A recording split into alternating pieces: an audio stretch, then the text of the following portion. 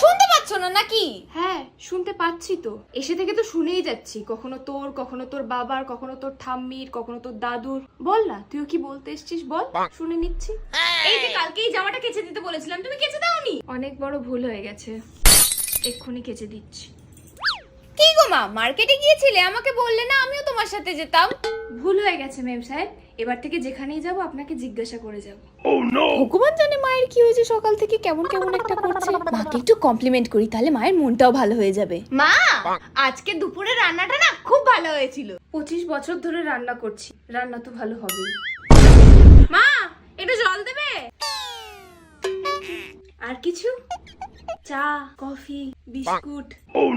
না না বলুন না, আমি এনে দিচ্ছি, বলুন। তুমি বলতে পারতে, আমি গিয়ে নিয়ে আসতাম। তো যাস না কেন আনতে?